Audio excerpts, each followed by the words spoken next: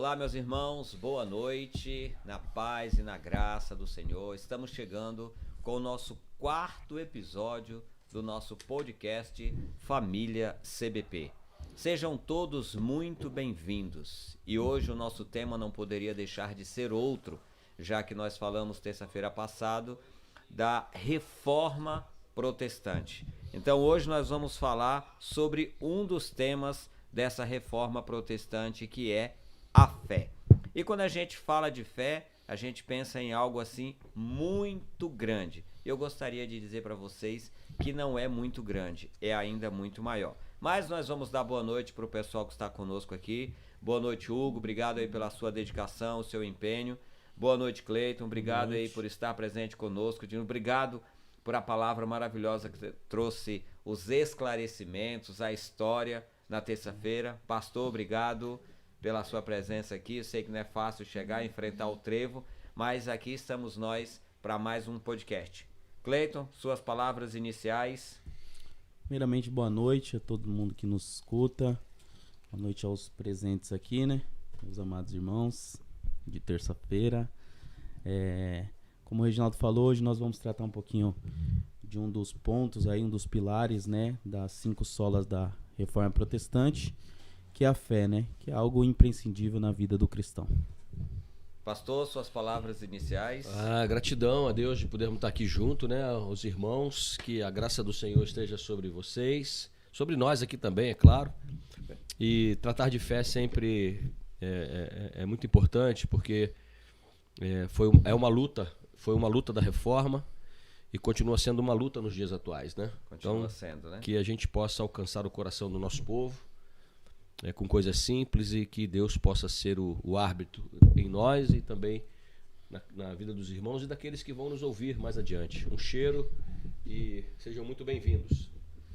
Pastor, eu sempre quando falo de fé, eu sempre lembro de 2 patamares da fé. O primeiro, que o patamar que eu classifico a fé é um patamar natural. Aquela fé que você tem independente do que possa acontecer. Por exemplo, quando você vai almoçar na casa de uma pessoa, você não viu ela fazer a comida, você não sabe como ela preparou aquilo, e você senta na mesa e se deleita com aquela comida. Isso eu chamo de fé natural. E a fé sobrenatural, né, é o segundo patamar. É quando você acredita verdadeiramente em algo muito maior, superior a você. E aí nós vamos trazer isso para o campo cristão ou para o campo protestante, lá o que se diz Hebreus 11. A fé é mesmo o que, a partir de Hebreus 11?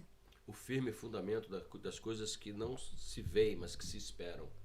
Cleiton, como estudante aí da ciência da religião, você já conseguiu ver alguma outra definição de fé além dessa de Hebreus 11?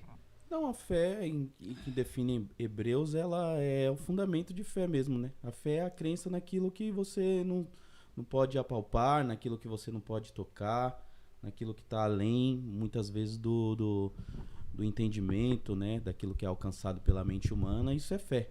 Passou dessa questão, independente da religião, é só a fé que move, né? Passou da questão do homem, né? Como a gente fala em português aí mais claro. Passou da força do braço, é a fé, né? Quando você não consegue mais se dirigir e você tem que aguardar e você tem a esperança de que vai acontecer algo, é só por meio da fé que você pode crer nisso, né?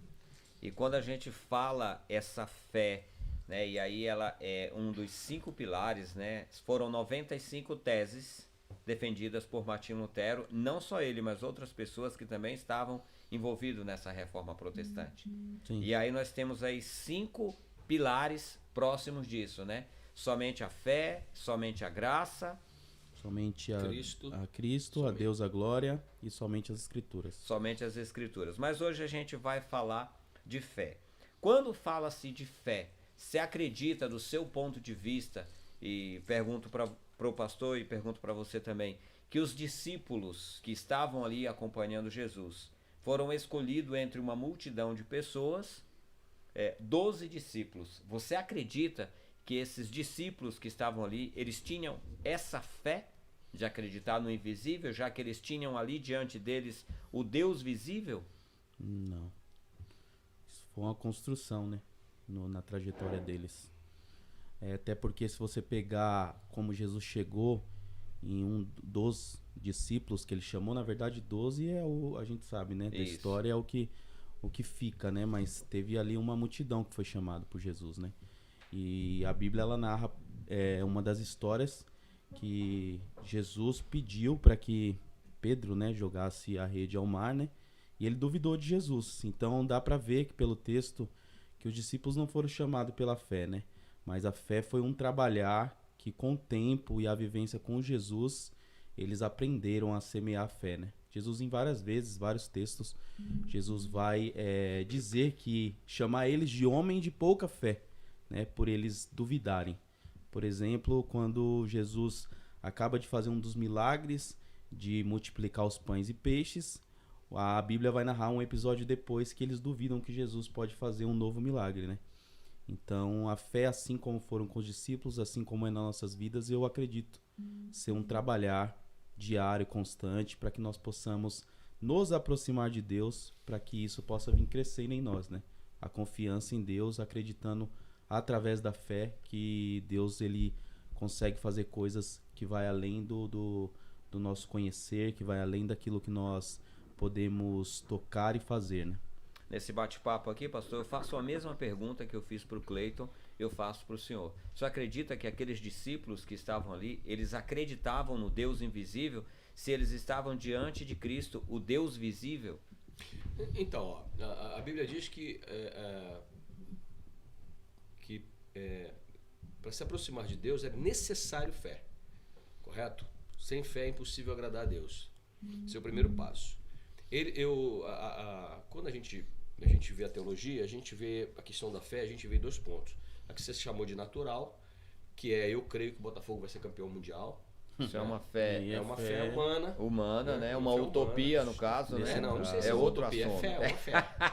Nesse É uma caso, fé. É fé. Sobrenatural. É uma fé humana que todo ser humano tem. Todo ser humano.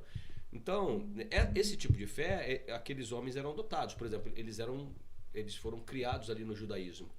Talvez eles não fossem seguidores do judaísmo, não sei. Talvez eles não fossem professores da escola bíblica dominical do judaísmo, né? Mas eles eram homens que acreditavam em Deus. Esse era o primeiro passo. Como a maioria da população, por exemplo, a população brasileira, crê em Deus, né? Então, eu acho que eles tinham fé. A outra fé que em teologia a gente trata é a fé salvífica. Essa já é outro tipo de fé. E quando Jesus diz a eles, se refere a eles com relação à fé, para mim Jesus está se referindo a uma fé salvífica, a uma fé redentora. Homens de pequena fé, por que vocês duvidam, né? Que eu posso. Entende? Uma fé de crer no Filho de Deus. Essa é a fé que está em construção na vida daqueles homens.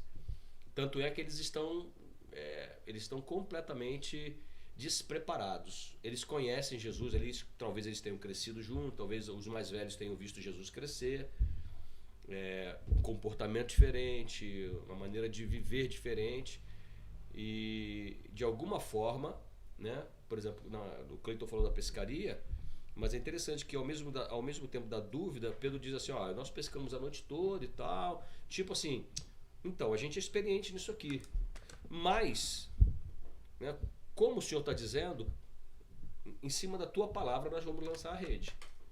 Entende? Que foi a tal da pesca maravilhosa. Isso. Né? Então, eu acredito que eles tinham uma fé. Não uma fé que os levasse à salvação, mas uma fé como a maioria das pessoas tem, sim. Uma fé, né? Inclusive no livro de Lucas, se não me falha a memória, Lucas capítulo 1, versículo 37, diz que tudo é possível ao que crê. E aí nós vamos começar a fazer o Ministério Chave de Fenda. A primeira pergunta foi só um mamãozinho com açúcar. Agora nós vamos falar. Quando ele diz tudo é possível ao que crê. O que Martim Lutero estava defendendo era uma fé genuína, pura, sem a cobrança. Por exemplo, eu vou fazer isso porque Deus vai me dar aquilo. Então nós vamos começar a entrar nesse âmbito. Do ponto de vista do senhor, pastor, o senhor acredita que essa fé salvífica, ela cura interiormente o homem ou ela cura o homem exteriormente? Então, ela pode curar internamente e externamente. Porque lá, quando o anjo diz que tudo é possível ao que crê, em Lucas capítulo 1, ele está se referindo a Isabel, que era uma velha estéril e que vai dar à luz a João Batista. E está se referindo a Maria, mãe de Jesus, que era uma virgem. Então as pessoas, não, imagina se uma estéril vai dar à luz na velhice. É possível. Imagina se uma grávida pode... Que a dúvida hoje é, será que Maria não arrumou um caso com um soldado romano? Tem essa história, né? Tem essa história, né? Então, só é possível para aquele que crê. Quem não crê vai criar inúmeras hipóteses sobre isso. A fé, Jesus é interessante, porque ele cura o cego, ele cura o aleijado, ele cura a mulher do fluxo de sangue, e ele diz, ó, tua fé te salvou. Eu ia chegar nesse ponto, mas já que você já tocou, toca o barco. Não, é exatamente isso. Sem fé é impossível agradar a Deus. E ele... Eu vou pedir algo a Deus, mas ele não vai me dar esse negócio não. Mas ele pergunta, além disso, antes de eu fazer a pergunta pro Cleiton, já que o senhor tocou, como ele diz assim, a tua fé te salvou. Quando ele vai curar o cego, por exemplo, ele pergunta o que é que você quer. Não parece assim uma pergunta redundante você perguntar pro cego o que é que ele quer? Ele poderia dizer que é uma esmola. Que é uma esmola, né? Se ele não tivesse fé, porque ele vem ouvindo falar de Jesus. Jesus salvou, Jesus curou fulano, limpou os leprosos. Ele veio ouvindo. Imagina, conversa fiada. Como o senhor citou, a mulher do fluxo de sangue. Ela teve aquela fé de que simplesmente se ela tocasse, né, no manto de Jesus, ela seria curada. E a hora que ela toca é algo tão extraordinário, porque normalmente as outras houve uma pergunta, mas para ela não houve uma pergunta. A pergunta foi de forma diferente. Quem me tocou? Também não é algo assim inacreditável do ponto de vista, porque se Jesus ele é o Deus onisciente, onipresente, conhece todas as coisas, ele sabia quem havia tocado nele. Sim. Por que a pergunta? Já vem a sua, Cleiton, calma. Por que a pergunta, quem me tocou, pastor? Não. Primeiro, é interessante o exercício, isso. Uma prova de fé? Não. Imagina que o Senhor da vida que está ali presente, que é capaz de todas as coisas, até porque o texto diz que aquela mulher já havia gastado todo o seu dinheiro e há 12 anos ela sofria com aquela hemorragia e ninguém havia resolvido a sua questão. E o texto diz que quando ela toca na orla do manto de Jesus, ela é curada imediatamente. Sim. Imagina o Senhor da vida que não pode saber quem tocou ela no meio de uma multidão. A pergunta parece até uma comédia, absurda, né? Uma comédia, né? Senão ele não é Deus, né? Isso. Mas a pergunta é, porque primeiro, uma mulher com um fluxo de sangue, uma hemorragia, não poderia tocar num homem santo naquela época. No Messias, num Nazireu, por exemplo. Nem com o seu marido ela podia ter. Não poderia deitar com o seu marido, não podia nem estar em público, né? Porque estando em público e ela fez o que fez, ela poderia naquele instante ali ser apedrejada. Se alguém visse, ninguém viu. E o mais bonito é isso, porque ninguém viu. A pergunta é tão extraordinária porque Jesus pergunta, quem me tocou? E Pedro logo fala, Senhor, está todo mundo te tocando. Você está no meio da multidão. No meio da multidão, o povo está te apertando para lá, apertando para cá. Todo mundo te tocou. Tá não, mas me tocaram de uma forma especial. Tá no trem do Brás. Ele está perguntando quem tocou. Foi de uma forma especial. E ele sabia, porque ele queria que ela se apresentasse. Só para a gente concluir esse ponto. Então essa pergunta foi para dar um testemunho da fé que aquela mulher teve, correto? Sim, concordo plenamente. Plenamente, né? Então, Cleiton, agora nós vamos baixar mais ainda, afundar ainda mais. Como você é um cara que estuda a ciência da religião, essa pergunta cabe bem para você. Ele defendia essas teses e dentro dessas teses batia contra as indulgências, aquilo que era cobrado para que as bênçãos acontecessem, o perdão de pecados, e vem Jesus ali, né, estendendo a mão, dando o perdão das pessoas. Inclusive nós temos uma leitura maravilhosa aqui no livro de Romanos. Deixa só eu achar aqui minha cola, porque eu deixei tudo, né, a cabeça funciona, mas não é tanto. Tá aqui, ó. Bem-aventurado aquele cuja iniquidade é perdoada, cujo pecado é coberto. Então, nós temos aí algo que vai no contraponto daquilo que a igreja estava pregando e que Martinho Lutero agora vem dizendo somente a fé. Sola fide. Como você enxerga essa mudança de direção? A fé existe, como disse o pastor, é uma fé praticamente natural. Mas aí agora essa fé vai ter que romper com alguns padrões, talvez, da religião. Sim, esses 5 pontos, né? Só dar uma recapitulada. Eles são, na verdade, um dos 5 pontos que permeiam toda a situação da reforma protestante, né? E essa questão da fé, ela foi o ponto crucial, como nós falamos na semana passada, que levou Martinho Lutero a se questionar e a questionar as doutrinas da Igreja Católica Apostólica Romana, né? Que em Romanos diz que o justo viverá pela fé. Agora, a grande questão é como viver pela fé? Você perguntou dessa situação de como a igreja estava prosseguindo, né? Isso da venda de indulgências, e estava tendo ali meio que uma barganha, né? Para compras de perdão, de salvação, enfim. Isso não é muito distante dos nossos dias atuais, certo? Se você for pegar bem, não vou citar aqui por questão de não vale a pena citar ética. Nomes, né? Questões éticas e morais. Mas há tempo atrás eu lembro que deu um escândalo que tinha uma igreja muito grande que ela fazia venda também, né? De terreno no céu. E isso aí ele vem se renovando. A fé, ela pode ser um grande negócio. Ela pode e ela é um grande negócio para quem faz o uso indevido de querer usar a fé das pessoas. Como o pastor falou, né? Dos discípulos, e assim como toda a sociedade, a fé ela é algo que faz parte da construção social, né? Quando a gente fala de ciência de religião, ela está muito distante de uma questão teológica. Teologia ela é um estudo sobre as questões de Deus, sobre a doutrina de Deus, e a ciência da religião ela é um estudo quanto religião em sociedade. E quando a gente olha para qualquer tipo de religião, a gente vê que a construção de fé ela já faz parte de uma cultura social. Até para não crer você tem que ter fé. Até um ateu tem fé para não crer. Então, a fé ela é algo que vem conosco. Quando eu até falei dos discípulos que eu não acreditava, porque eu estava falando nenhuma fé já em um âmbito de salvação, né? Mas como o pastor bem falou, a fé como um ser social, ser antropológico, ela faz parte de nós, né? Nós que somos cristãos vamos acreditar que é algo em nós, né? Que, como dizia Dostoiévski, que o homem tem um vazio do tamanho de Deus, né?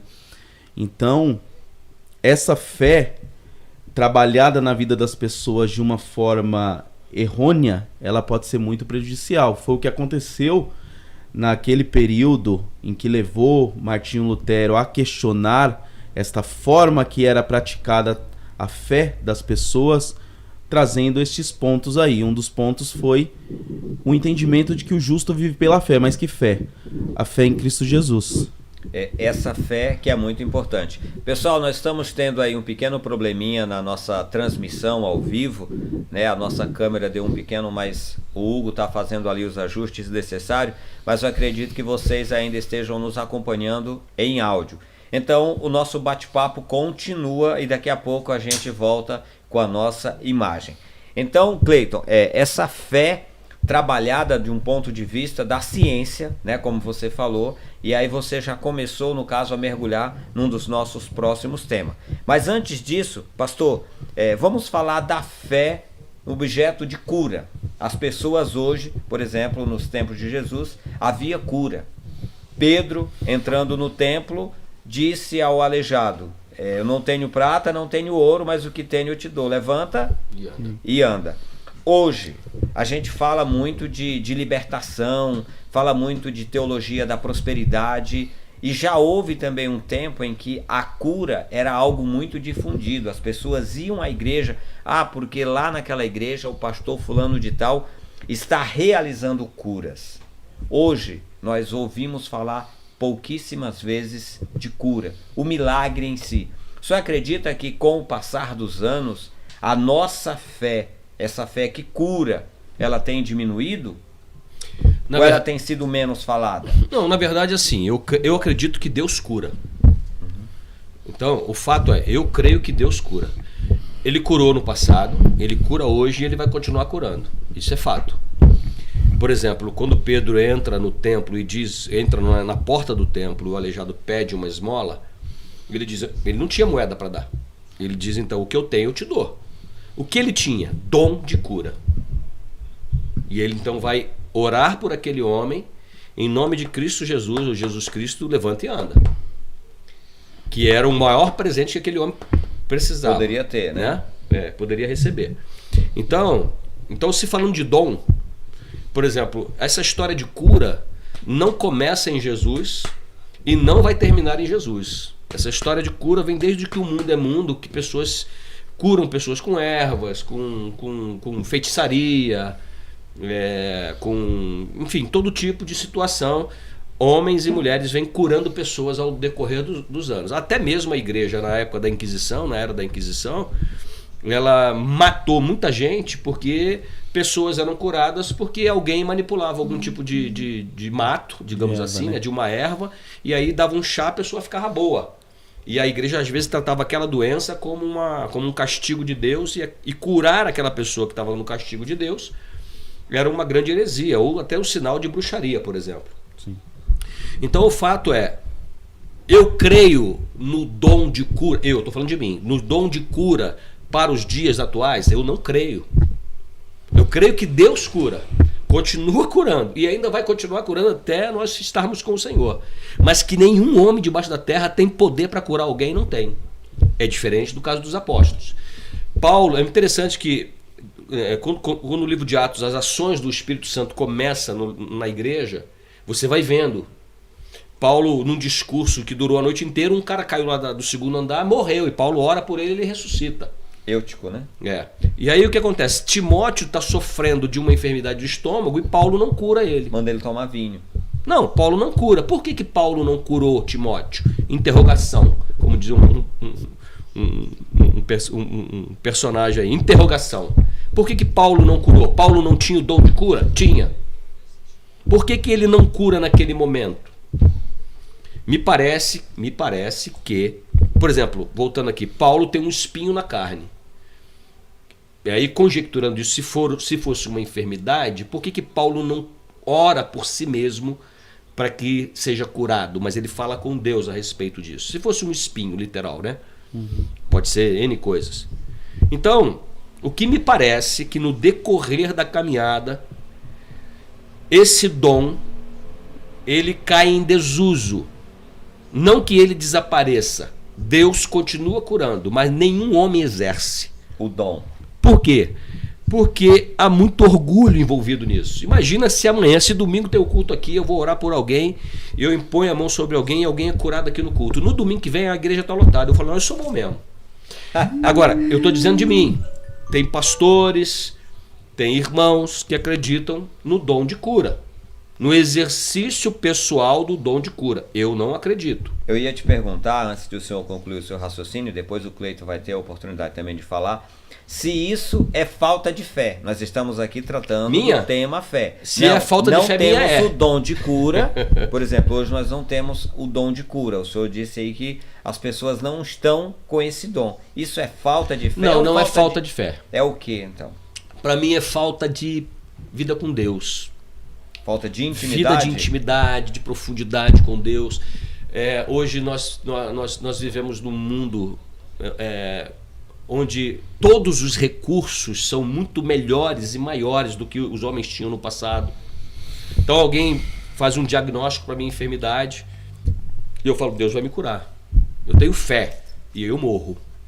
Ou eu digo para o irmão, eu vou orar por aquele irmão, meu irmão, está curado, corta os medicamentos todos, a gente tem visto essas histórias. Sim, tem. Talvez você entre depois nisso, é importante. Então e aquela pessoa para de tomar a medicação e morre. É um escândalo na família. O pastor esteve aqui em casa, orou por cura e não foi curado. É o pastor que não tinha fé ou o irmão que não tinha fé? Para mim não tem nada a ver com a fé do pastor, nem a fé do paciente. Tem a ver com a vontade de Deus? Não, tem a ver porque o camarada parou o tratamento. Porque talvez se ele continuasse o tratamento, Deus ia enviar a cura, o milagre da cura através do tratamento. Deus poderia enviar a cura também através das minhas orações, ou através da própria oração. Qual é a diferença do pastor orar para que o crente ore? Nenhuma. Por isso que as pessoas hoje não seguem a Cristo, seguem líderes que curam, que libertam, que falam bacana, que falam o que o povo quer ouvir. Porque Pedro vai dizer, aquilo que tenho, eu te dou. Te dou. Né? Então, eu não tenho. Eu tenho certeza que isso eu não tenho. Então eu não posso oferecer alguma coisa que eu não tenha. Ah, mas o fulano de tal tem. Então, eu, particularmente, não tenho fé suficiente para acreditar que nenhum homem debaixo da terra, nos dias atuais, curem alguém. Tanto é que os escândalos se multiplicam, e se multiplicam, e se multiplicam. Agora, aspas, ou melhor, vamos abrir um grande parênteses aqui. Eu continuo crendo que o mesmo Deus que operou no passado, que opera hoje e vai operar amanhã, esse Deus pode, através da minha vida, através da vida de qualquer pessoa, curar alguém. Ainda que não seja dom.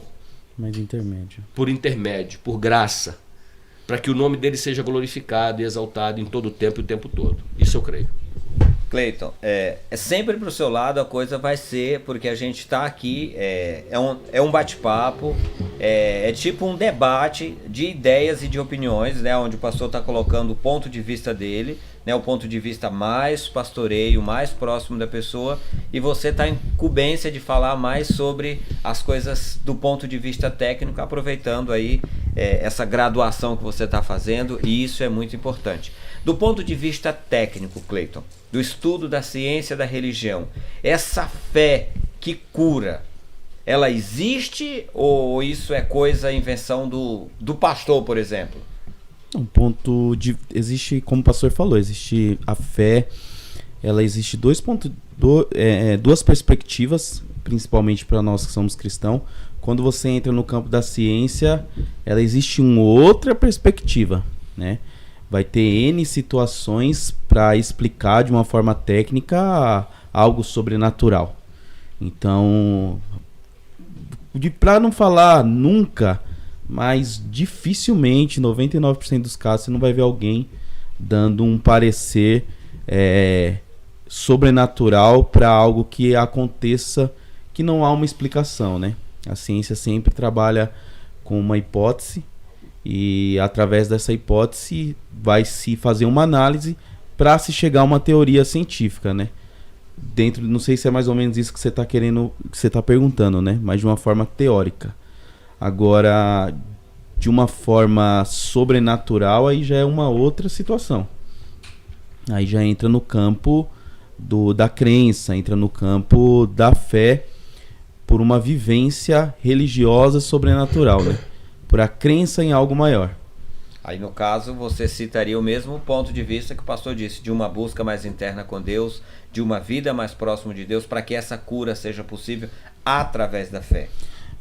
Eu sou da mesma linha de raciocínio do pastor, eu não sou continuista, eu acredito que os dons apostólicos cessaram, obviamente eu não acredito em apóstolo, né? O apostolado também é um ministério que cessou no apóstolo Paulo.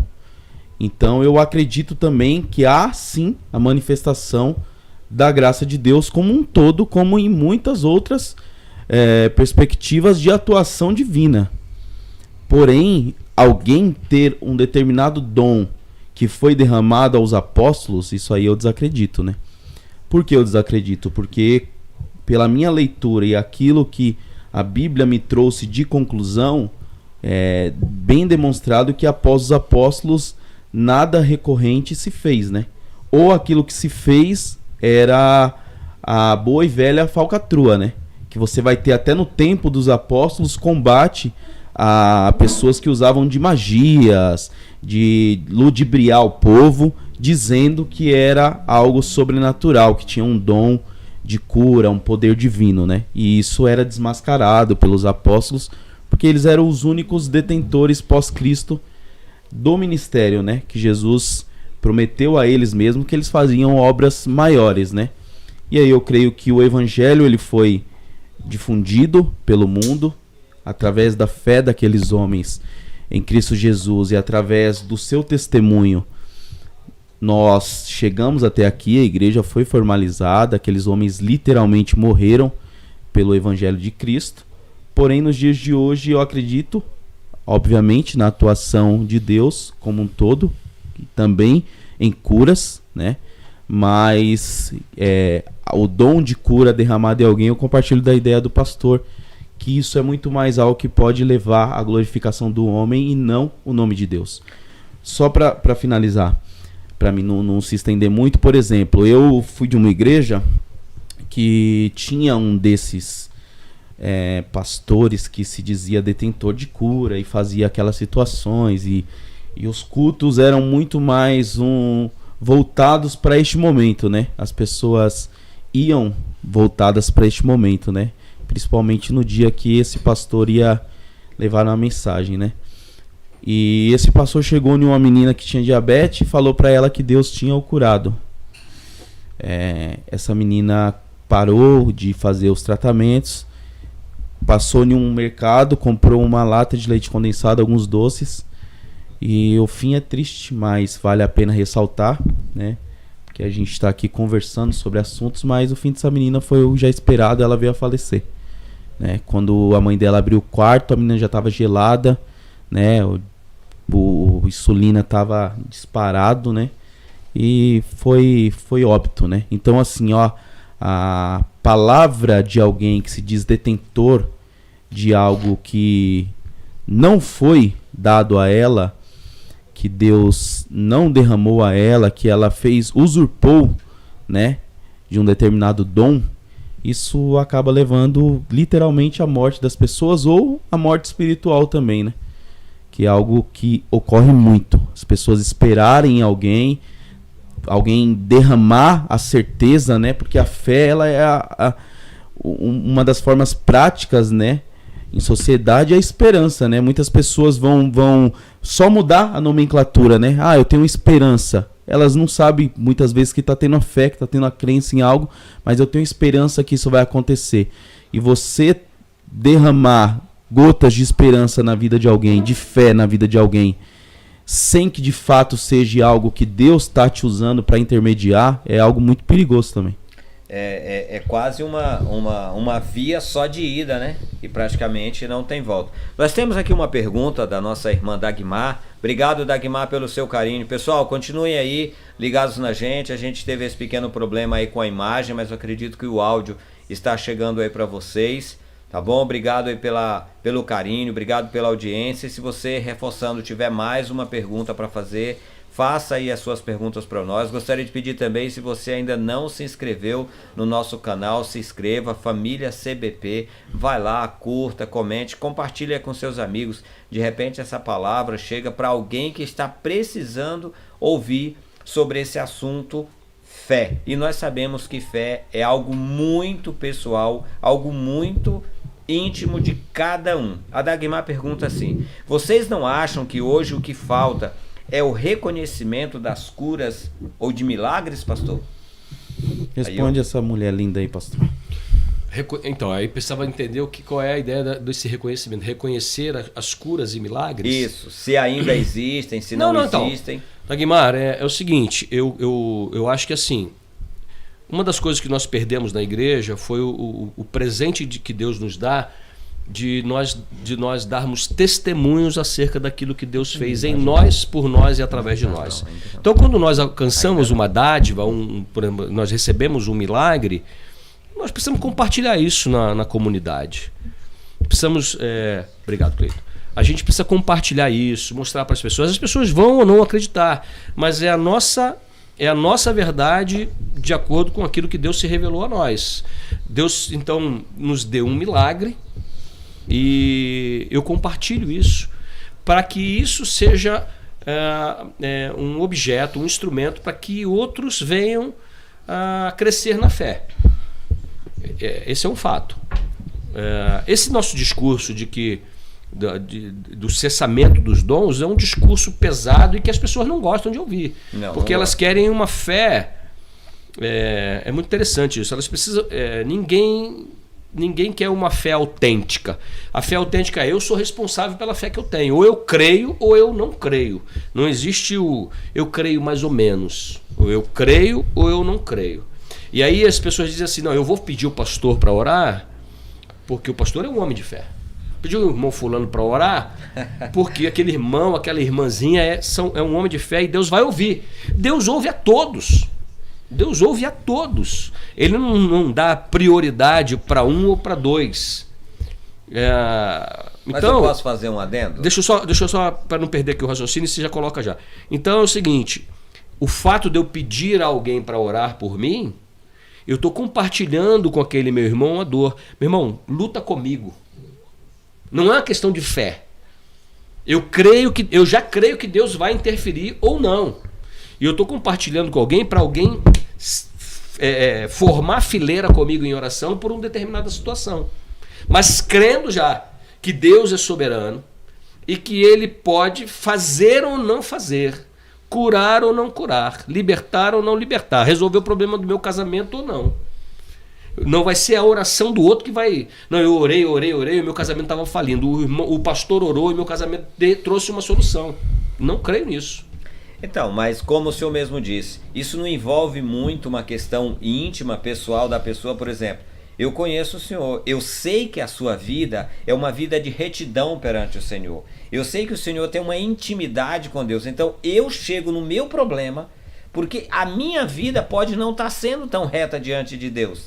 Então talvez na minha cabeça eu pense que eu não estou sendo curado, ou que eu não fui liberto, ou que eu não alcancei a graça, ou que o milagre não chegou até mim por conta da minha condição. E eu sabendo que o senhor é uma pessoa mais próxima de Deus, que tem uma vida diária com Deus melhor que a minha, eu não estou pedindo ao Senhor porque eu acredito que o senhor possa ter uma fé maior, uma intimidade maior? Então, aí que tá. Você sabe da sua condição de pecador. Isso. E sabe da minha? Então, eu acredito que eu estou vendo. Não, mas você sabe, a pessoa sabe da minha? Não, ela... A história que o Cleiton contou, ela se multiplica na vida da igreja. Ela se triplica, quadruplica. Porque, normalmente, irmãos, o que acontece é assim: eu não estou legal com Deus. E agora eu estou com câncer. E aí, na minha cabeça, ou eu estou sendo castigado... ou de alguma forma a doença me pegou e eu, como eu não estou legal com Deus, o meu irmão, eu olho para o pastor, o meu líder, ele tem condições espirituais de orar por mim e Deus enviar a cura. Então eu na minha cabeça eu estou mal espiritualmente e o meu pastor é santo. Essa é a ideia que esses homens continuam surgindo no mundo. Eu sou tão pecador quanto o meu pastor e o meu pastor é tão pecador quanto eu, em níveis diferentes. Sou tão espiritual quanto o meu pastor e ele é tão espiritual quanto a mim. A partir disso, então, eu falo com o meu Deus. É interessante que o Senhor é o meu pastor. Ele não é o pastor do pastor. Ele é o seu pastor. Ele não é o pessoal. pastor da igreja. Ele não é o pastor das pessoas. Ele é o meu pastor. E o crente, quando tem fé, uma fé salvífica, saudável, ele sabe que Deus está ouvindo. Mas eu estou mal. Eu estou vivendo em pecado. A Bíblia diz que todo aquele que se arrepende, um coração quebrantado e contrito, Deus não despreza. Deus me trata como filho. Ele não vai me castigar com uma enfermidade porque eu estou em desobediência. Ele vai dizer: você está em desobediência. E eu me arrependo. E a Bíblia diz que se nós confessarmos os nossos pecados, Ele é fiel e justo para nos perdoar de todos os pecados e nos purificar de toda injustiça. Mas o problema é o seguinte: eu estou doente, eu vou pedir o pastor para orar, mas eu não mudo, eu não cedo a minha vida para ser transformada, na morte e na vida. Na verdade, eu quero ser curado, mas eu quero continuar levando a minha vida. Do mesmo jeito. Deixa eu só fazer um adendo rapidinho aqui. O pastor falou isso, é magnífico. E eu, como você falou, né? Vou ficar com a parte chata aqui, né? O pastor fala a parte gostosa do pastoreio, mas vamos voltar um pouquinho aqui na história. Isso é muito isso é muito... essa ideia que a gente tem dessa forma de ver no outro, de buscar no outro, né? Eu compartilho daquilo que o pastor falou, né? Isso é até bíblico, de você orar uns pelos outros, de você compartilhar a sua dor com seu irmão, mas não para que seu irmão sirva de intermédio de Deus para você, mas que ele sirva, que ele seja Deus, que ele reflita a graça de Deus para você, para te ajudar naquele dia difícil. Isso é muito herança da própria igreja que Lutero rebateu com a questão da fé, que era o Papa, é o homem que leva, intermedia o homem e Deus. Então, essa herança, ela se bate muito hoje nos nossos dias com a nossa igreja contemporânea, né? De você buscar na imagem do outro a busca por Deus, né? E Hebreus fala que o véu se rasgou. Isso. E nós temos livre acesso a Deus através de Cristo Jesus. Então, Santo Agostinho, ele falava que é necessário, para crer, você tem que entender. É necessário entender para crer e crer para entender. Então, como que nós podemos entender para crer? Através da palavra de Deus, que nos mostra, assim como Lutero viu e formalizou essas teses, e uma das foi a questão da fé, é justamente ter olhado para a palavra e ver que o justo, ele vive pela fé. Então não é o pastor viver pela fé, não é o irmão do ciclo de oração viver pela fé, é o justo. Se você se apresentar como justo diante de Deus com uma fé, ele pode sim te curar, ele pode mudar a sua situação, ele pode te dar boas condições financeiras, como também não pode. Como também Deus, que vai entender cada circunstância, e só ele conhece o nosso coração, e os planos dele estão muito além dos nossos, para ele saber o que vai ou não fazer, né? Com certeza. E vocês acham que ficou por aí? Vocês abriram o leque, agora vocês vão ter que responder, porque Tiago diz: se estiver alguém doente entre vós, chame os presbíteros, né? E eles vão orar com imposição de mãos sobre eles. E ele conclui dizendo: a oração do justo pode muito em seus efeitos. Sim. Se aquela pessoa está doente, acreditando que aqui nós que estamos reunidos em oração, estamos aqui, por exemplo, na nossa igreja, nós tínhamos um grupo de mulheres que se reuniam para orar constantemente. E são muitas maravilhas, muitos milagres contados aqui na igreja por muitas e muitas pessoas. O Hugo conheceu algumas dessas pessoas, o Cleiton também conheceu, eu conheci, convivi com alguma delas. Essas mulheres hoje, elas não estão mais aqui, algumas Deus já levou elas para a glória, mas essa questão, e eu volto a perguntar de novo, o justo, a oração do justo pode muito em seus efeitos. Então, como a Dagmar perguntou aqui, essa crença no milagre, essa crença de que vai acontecer o milagre, de que Deus vai operar, seja através da oração de um justo, ou seja através da própria oração da pessoa, porque eu acredito, pastor, no meu ponto de vista, que quando a pessoa está mal, ela está doente, às vezes não é nem que ela não tenha fé, mas ela está num estado de impotência tão grande que ela se sente ali diante de Deus tão pequena que ela diz assim: meu Deus, será que o Senhor está ouvindo a minha fé? Então eu vou convidar aqui o grupo da minha igreja, e aí a igreja vai lá, se reúne, ora e tal, e aquele irmão se sente abastecido por uma fé coletiva ali daquelas pessoas, e ele realmente pode ser curado. E aí vem essa pergunta, e essa pergunta tanto pode ser respondida na forma de pastoreio, como pode ser respondida na forma técnica. Tá com vocês. Pastor responde, fica mais bonito. Então, todos nós somos seres humanos. Sim, e, sim. num momento de enfermidade, você está no leito do hospital ou em casa, é claro que você não é a fé que fica debilitada. É você, é a própria pessoa, né? A pessoa, as emoções. Tanto é que uma das orações que minha mãe fazia, bem perto dela estar em estado terminal, era que Deus não permitisse que ela blasfemasse contra Deus por causa da enfermidade. Porque a pessoa entra num estágio de dor, de sofrimento, que ela pode, de alguma forma, dizer alguma coisa que ela não gostaria de fato de dizer, né? Então, é claro que a gente fica fragilizado. O fato de a oração do justo visitando o enfermo, o que fortalece é o amor, é o vínculo, é o interesse que eu tenho de ver o meu irmão saudável. E aí então o amor é tão intenso sobre aquela vida, que aí sim o amor pode até curar aquela pessoa. A minha mãe disse algo para mim que a gente sempre se tratou com muita amizade, muito amor, mas nos últimos dias ela disse: meu filho, eu não sabia que tu me amava tanto. Do teu jeito de ser, eu não sabia da intensidade do teu amor, mas hoje eu sei.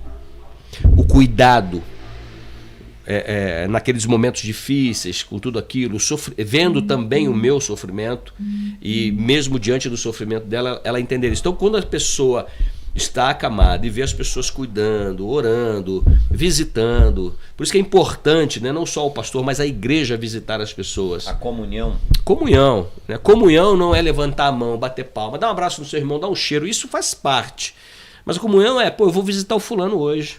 Né? Meu irmão tá doente. Ou então não é que tá doente, meu irmão tá triste, tá afastado. Ou até na alegria você tá aí, também, posso isso, na alegria também. E aí sim, por exemplo, eu vou orar, e a oração do justo aqui, quem é justo entre nós?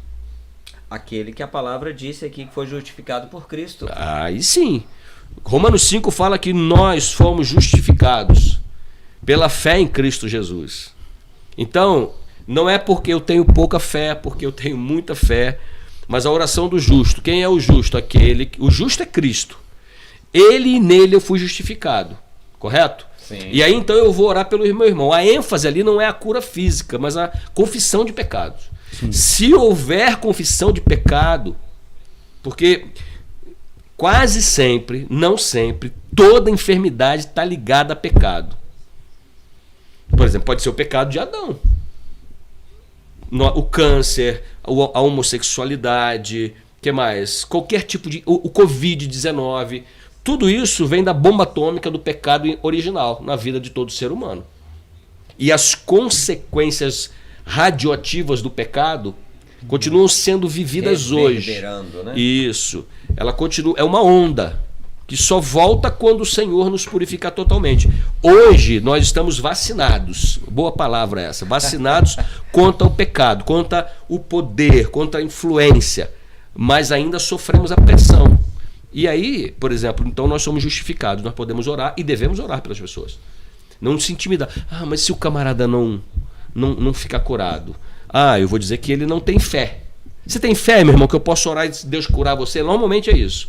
O outro diz, eu tenho. Coitado, é a única esperança que o sujeito tem. Já tomou medicamento, já fez quimioterapia, está morrendo. O médico já desenganou, falou, chama o pastor lá. O pastor não vai resolver. Agora, Deus pode. Não depende da fé do pastor, depende única e exclusivamente de Deus. Da presença, do querer do propósito de Deus. Porque o propósito de Deus pode ser que aquela vida seja, que morra e seja salva. Não adianta cura e a pessoa sair curada dali e voltar para a mesma vida, e muitos acontece isso, volta para a mesma vida e são condenados à morte eterna. O interessante é ser curado e viver uma nova vida. Ou morrer e morrer em Cristo Jesus. São pontos de vista bem distintos e eu vivi, né, aqui só abrindo um pouquinho esse leque, eu vivi essas duas experiências, de ter a oportunidade de orar por pessoas que estavam no leito, passando por um problema muito sério, inclusive durante o período da Covid, e na hora lá, não sei o que me deu, eu falei assim, olha, eu lembrei dessa passagem aqui de Paulo no navio, onde ele disse que nenhuma vida seria perdida. E eu falei para aquela pessoa naquele momento que a vida daquelas pessoas, da família dela, não seriam perdidas, inclusive a própria. E graças a Deus, Deus honrou a palavra do seu filho. E numa outra oportunidade, aconteceu de forma quase que parecida e Deus levou a pessoa. Quer dizer, não é o que eu penso, não é como eu determino. Eu sempre, quando oro, eu coloco assim, Deus, que seja feita a tua vontade. Né? E às vezes as pessoas, elas talvez não entendam ou não absorvam esse processo de cura, Cleiton, do ponto de vista técnico, porque elas não entendem que a vontade de Deus é soberana. Às vezes Deus, como disse o pastor, tinha um plano diferente. Você acredita nessa hipótese? Deixa eu colocar aqui. Pode falar. Então, por quê? Porque o problema da pessoa é fé. É fé. Sim. Não é a fé do pastor, não é a fé. O problema está ligado ao que nós estamos falando aqui. O problema é fé. E quando eu tenho fé, eu tanto posso morrer quanto viver. Que não vai mudar. Não vai mudar. Eu posso, como ser humano, me sentir debilitado, enfraquecido, acreditar que Deus até se esqueceu de mim. Entende? Mas a minha fé não muda. Como diz Paulo, eu sei em quem tenho crido. Que é poderoso. E eu estou bem certo. Cleiton? Bom, fé, o pastor falou muito bem, novamente, né? E eu acredito seriamente nisso. Não é que nem você falou do texto. O texto, ele não trata especificamente querendo dizer que a cura estava por intermédio da reunião dos presbíteros, dos líderes da igreja, né? Não necessariamente por isso, é porque a igreja, o contexto de igreja naquele tempo era outro, né? Você tinha novos cristãos se convertendo, você tinha pessoas vindo do judaísmo, enfim. Tinha todo um contexto no que o texto trata em si. Não necessariamente para dizer que... e tem pessoas que se apropriam, viu, deste texto para dizer que a fé, que a graça e a cura, ela tá derramada em alguém. Isso aí eu já presenciei, né? Por exemplo, tem um texto, não vou lembrar, mas está em Crônicas, que fala que a bênção do justo está no santo, né? E eu já vi pessoas se apropriarem dizendo que, ó, se você quer ser abençoado, a bênção está no pastor, né? E então, a Bíblia, cara, ela é uma arma para te nutrir, te munir, quanto pode ser uma arma de destruição na vida de alguém. Depende de como você vai usar. E o exercimento, como eu já falei aqui, o exercimento da fé na vida de outra pessoa, ela pode ser algo muito positivo que você pode fazer, como, por exemplo, isso que você falou. Não é a fé, a pessoa que não está com fé. A pessoa, como ser humano, passando por uma situação difícil, ela fica abalada. Imagine como que foi a sua condição, por exemplo, quando sua primeira esposa, você vendo seu filho pequeno, vendo a mãe sofrendo de um câncer, você ali tendo que lidar com tudo aquilo. Obviamente você estava abalado como ser humano. Vamos tirar aqui a questão do Reginaldo cristão. Uhum. Como ser humano você estava abalado, mesmo você sendo um homem de muita fé. Mas a questão de alguém orar por você não é necessariamente que você não tem fé para pedir para Deus fazer algo, intervir. É porque você está abalado como ser humano. É difícil mesmo. Você está lidando com um turbilhão de situações. Então ainda você parar ali. Então muitas vezes, para mim, esse exercimento da fé, ele é muito positivo, da igreja se movendo como corpo. Não necessariamente da igreja ou do pastor se movendo como intermediador entre Deus e a cura, ou entre Deus e o milagre, entre Deus e a provisão. Mas sim o pastor ou qualquer irmão que faça esse papel se movendo como corpo de Cristo, exercendo o ministério de Cristo, que ele disse para os seus discípulos que era o principal fundamento que eles conheceriam, que eles eram discípulos dele, o amor um pelos outros. Então esse exercimento de fé entre os irmãos, como você mesmo citou que ocorria no contexto da nossa igreja, que ocorre nos cultos de quinta-feira, o momento de oração, esse é um exercimento coletivo de fé da igreja, de oração da igreja como corpo de Cristo. Não tem um intermediador de alguém, no meu ponto de vista, eu creio dessa forma, não tem um intermediador de um líder espiritual entre Deus e a pessoa. O justo vive pela fé. Se você é justificado por Cristo e você acredita que Jesus pode fazer algo por você, ou você também ter fé para saber lidar com as situações adversas. Só para finalizar minha fala, o São Francisco de Assis, ele dizia numa das suas orações, pedindo para Deus, Deus, me dê força para suportar aquilo que eu não posso mudar. Então vai ter certas situações que a gente não pode mudar. Um filho que infelizmente foi embora, como o pastor teve a perca da sua mãe, você teve a perca da sua mãe, isso não volta. Mas você pede para Deus, através da fé, para que Ele te dê força para você suportar. Isso também é um exercimento de fé. Saber lidar com as situações adversas da vida, que nós estamos neste mundo como peregrinos, né? Como dizia Chesterton, e nós entendemos que nós cremos, né? Através da fé, que nós iremos ter morada com Cristo Jesus. E as situações adversas aqui, nós também precisamos ter fé para saber lidar com elas, né? Paz, o bate-papo é muito gostoso, viu? E a gente já vai se estendendo por quase 1 hora só de bate-papo falando sobre a fé. Então a gente praticamente está caminhando para o final do nosso podcast de hoje. E eu não poderia deixar de falar, pastor, da exploração da fé. Né? Até o Cleiton, quando a gente estava num bate-papo antes, ele falou: Reginaldo, lembra da exploração da fé entre as suas perguntas. É que a coisa foi se afunilando tão bem, a coisa fluiu tão gostosa, não é que eu esqueci não, mas eu deixei aqui por ponto final para a gente dar uma pequena funilada. A exploração da fé, pastor.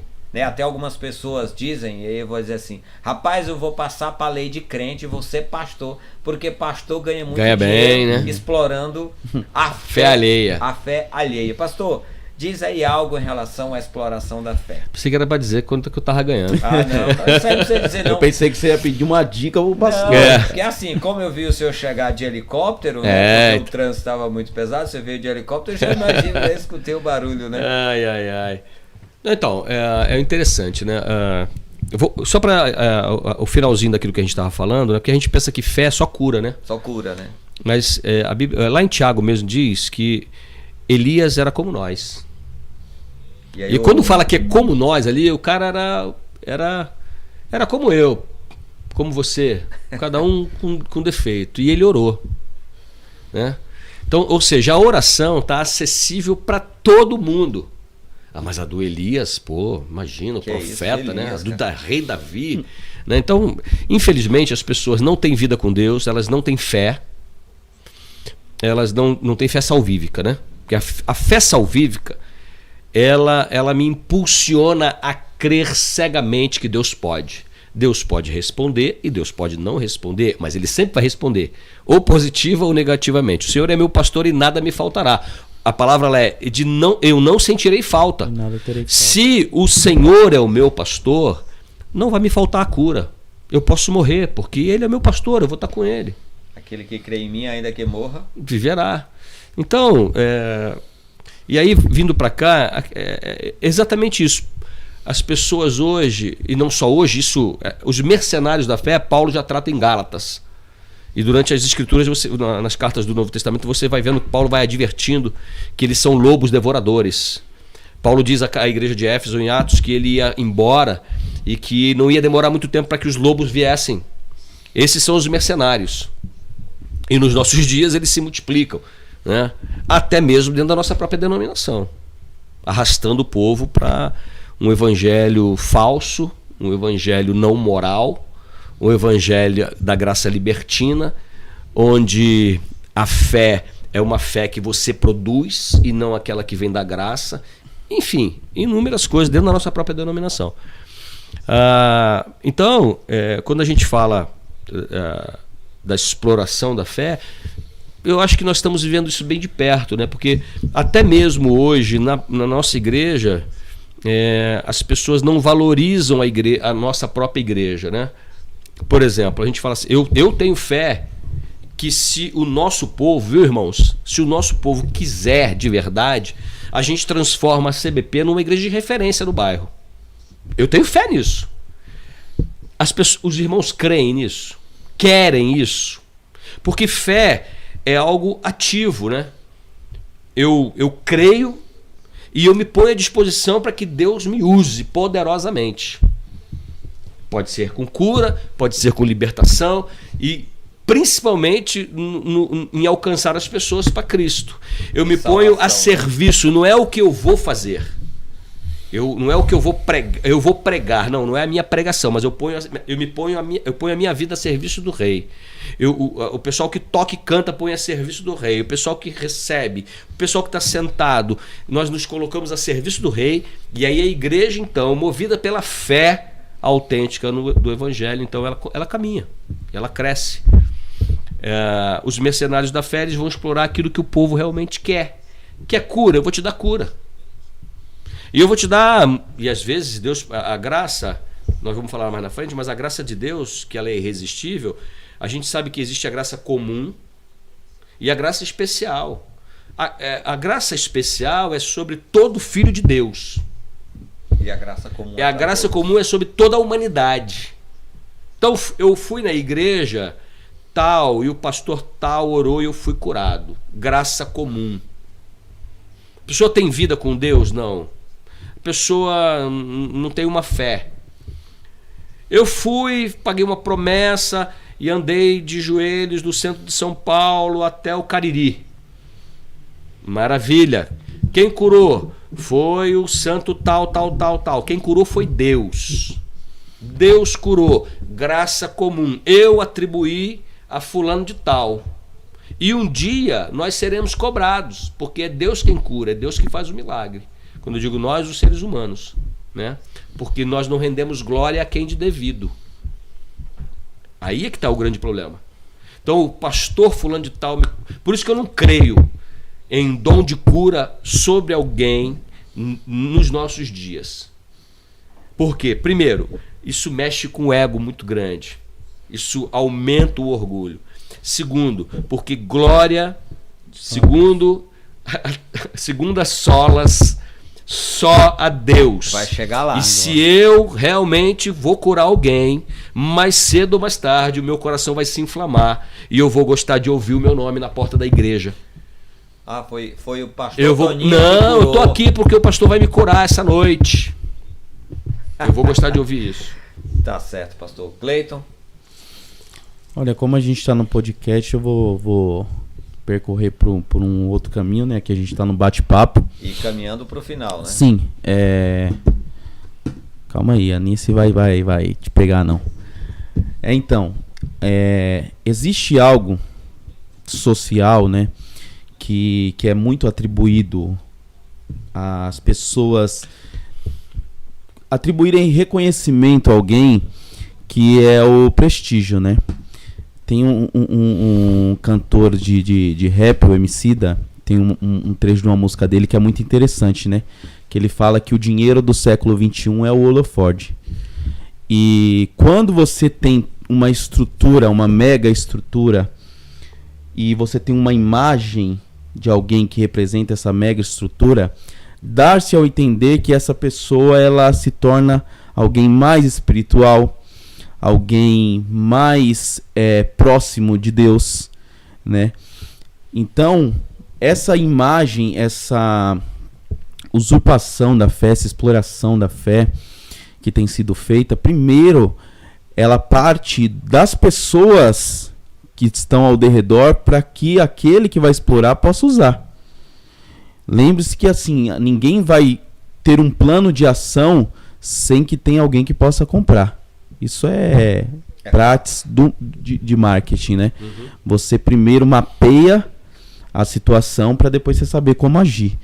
E você pode perceber que é criada toda uma imagem de glória, né? Então essa imagem que essa teologia da prosperidade ela criou, e com essa teologia da prosperidade ela vem todos esses atributos de dons divinos através da vida daquela pessoa, justamente porque a imagem dela representa algo forte, algo empoderado. Então aí fica muito fácil para a exploração da fé. Por isso que nós devemos, e só um adendo, e não é só nessa situação glamurosa, mas também isso pode ser explorado através de uma pessoa que tem uma boa retórica, que saiba usar de ludibriar o próximo. A pessoa ela vai percebendo, né? Mal intencionado, você percebe onde você pode agir sobre a vida daquele e quem você quer usar, né? Por isso é muito importante quando a gente fala de só a fé, não sendo só um atributo de um induto que foi escrito por alguns homens no passado, ou, por exemplo, pelo que Paulo falou, pelo que o próprio Jesus Cristo falou, mas é justamente porque quando nós temos ciência de que nós não precisamos de nada disso, de como Lutero viu, que não era o glamour da igreja que reinava com o império por detrás, que não era a imagem do Papa como sendo intermediador, que não era todo aquele poderio social, político que a igreja exercia, que fazia o homem ser próximo de Deus, que fazia o homem alcançar o trono de Deus, mas entendeu que é um simples ato de fé na graça de Cristo Jesus, isso mudou tudo. E a gente precisa voltar a isso nos dias atuais.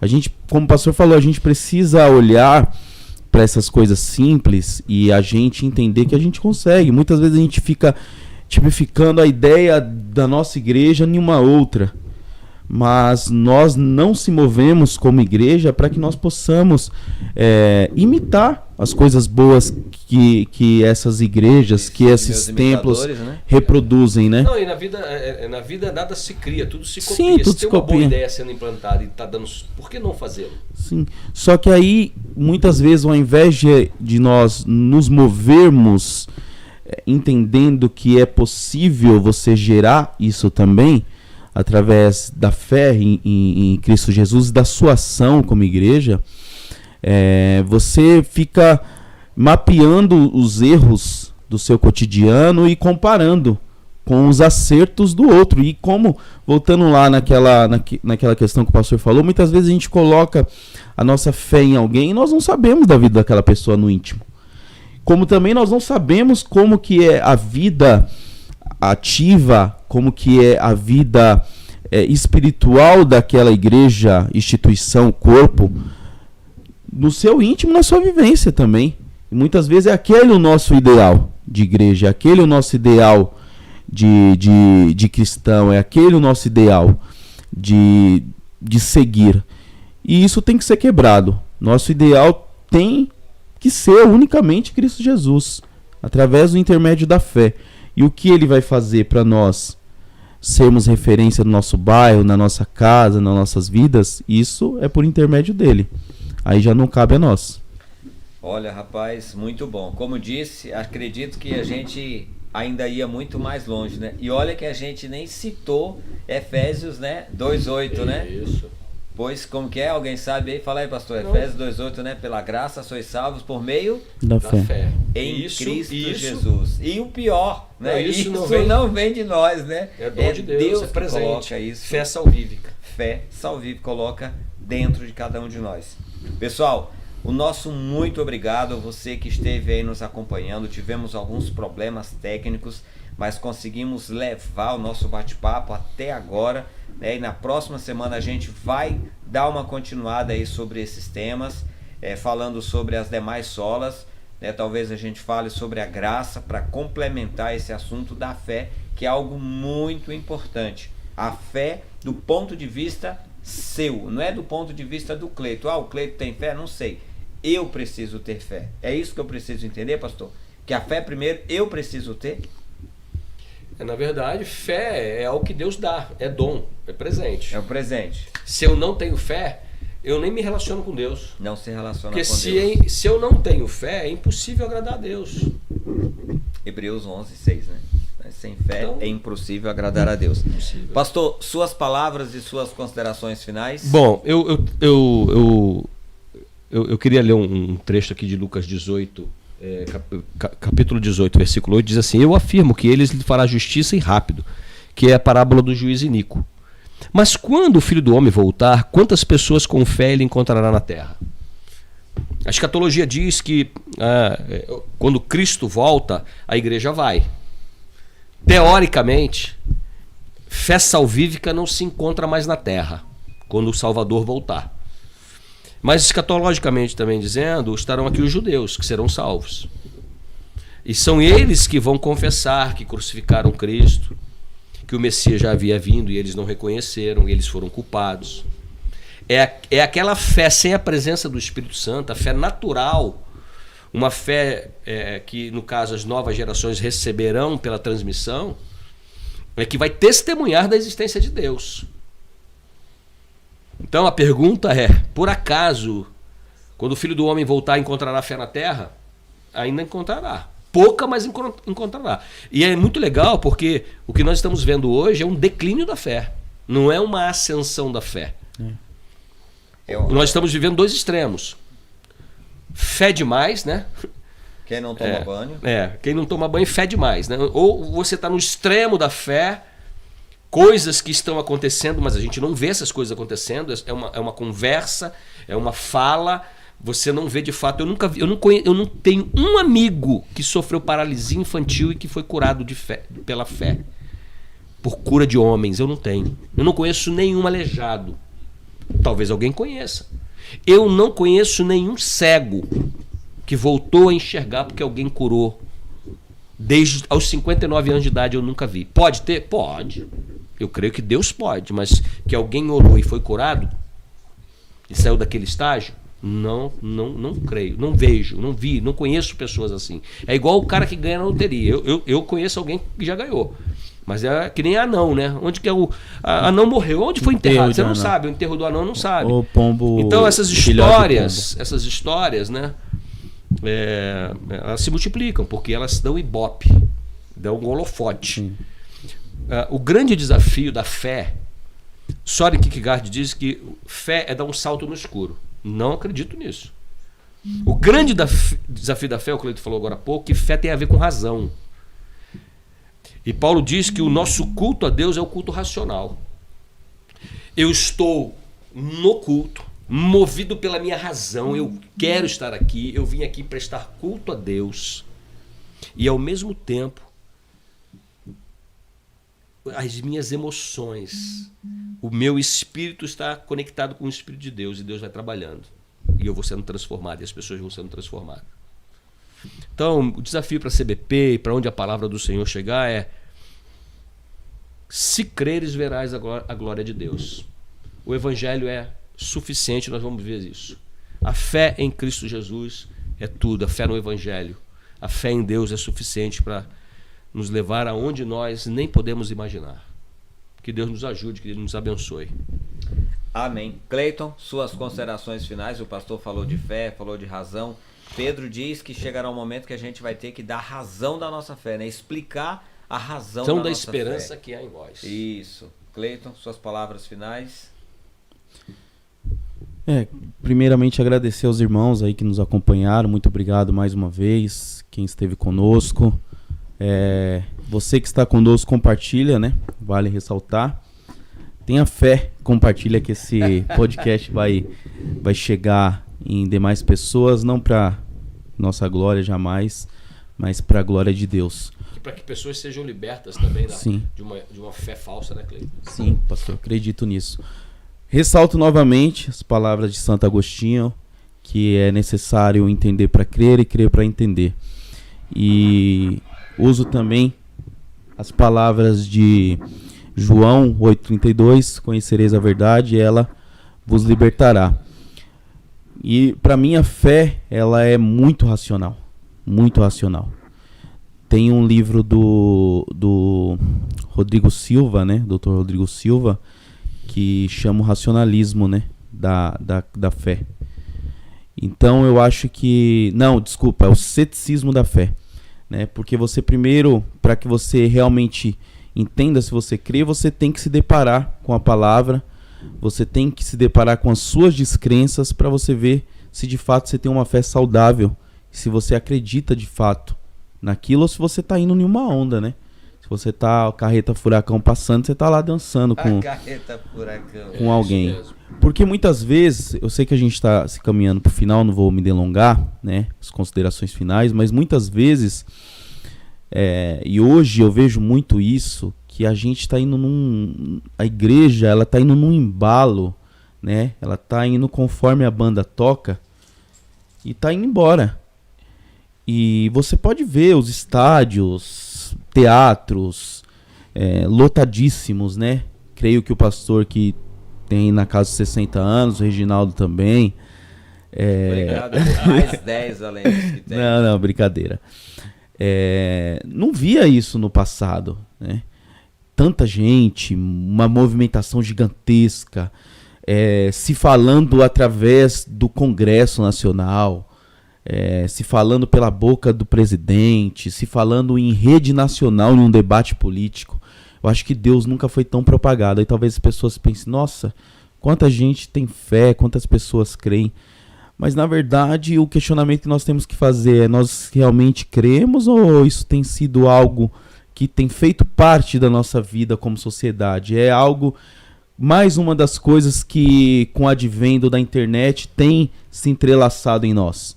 Eu conheço amigos meus que não fazem parte de uma comunidade, não tem uma leitura da Bíblia, não tem uma vida mínima de oração, mas que acompanha ministrações nos domingos de alguma igreja, que escutam louvores.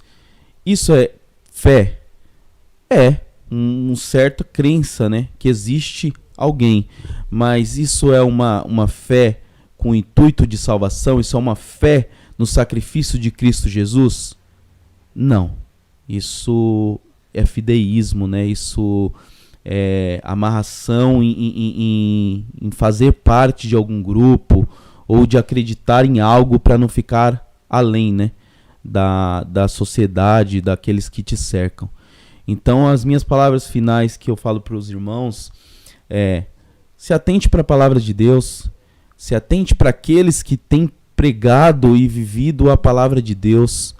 Se atente a palavras que muitas vezes vão te confrontar, que muitas vezes vão nos confrontar, que muitas vezes vão além daquilo que nossas perspectivas quer. Muitas vezes a gente quer ouvir para que nós tenhamos fé, mas muitas vezes a fé vai se dar por aquilo que nós não queremos ouvir. Que Deus vai trabalhar nas nossas vidas, vai nos capacitar e vai nos fazer entender que através da graça dele, através do sacrifício do Filho dele, que nós podemos ter uma fé saudável, né, em Cristo Jesus. Amém. E mais uma vez, muito obrigado. Muito obrigado, Como irmão. disse a Dagmar aqui no seu comentário, ela disse que o que as pessoas querem é uma fé palpável, algo que possa ser visto, algo que possa ser dito assim: olha, eu vi algo acontecer. Eu toquei no pastor. Toquei no pastor, É isso e fui mesmo, irmão curado Dagmar. e fui liberto. Meus irmãos, não é desse jeito que funciona. E eu falo para vocês, e eu quero aqui utilizar as palavras de Jó. Tão importante quanto você saber quem é Deus, é como disse Jó. Antes eu ouvia falar de Deus. Muito bem lembrado. Eu ouvia falar dos milagres, como disse o pastor. Eu não vi. Meus irmãos, eu posso dizer, pastor, nos meus poucos anos de idade, que graças a Deus são pouquíssimos, eu ainda quero viver outros tantos, conforme a bênção de Deus, que eu já vi milagres acontecerem. Aleluia. Eu já presenciei esses milagres de forma maravilhosa. Não vou dizer para o senhor que eu vi um aleijado andar, não vou dizer que eu vi um cego enxergar, mas eu já vi pessoas que não tinham condições de ser mãe, terem filhos, pessoas que estavam na fila de espera, já havia feito tudo o que era possível fazer, e através da fé, na busca, na oração, Deus abençoou e pessoas assim Amém. tiveram. E já vi coisas que eu poderia dizer, até citar um novo nome aí, talvez uma fé pontual. A pessoa está passando por uma dificuldade e a outra pessoa dizer assim: olha, vai no médico que vai dar tudo certo.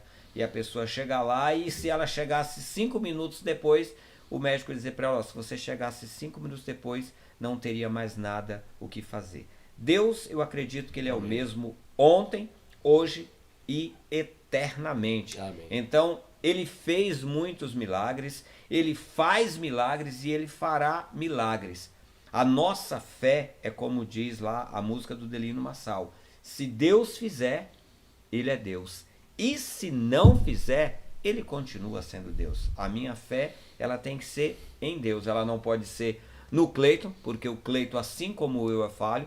Não pode ser no pastor, porque assim como eu, ele também é falho. E eles também não podem crer em mim, porque eu também sou falho. Como ele disse, Elias era um homem falho e orou. A nossa fé é algo bem pessoal e muito individual, mas em Deus, ao único, ao Deus Todo-Poderoso. Amém. Pessoal, brigadão, Deus abençoe, um bom descanso para vocês e aguardo vocês na próxima terça, querendo Deus. Brigadão mais uma vez, Deus abençoe a todos. Cheiro no coração.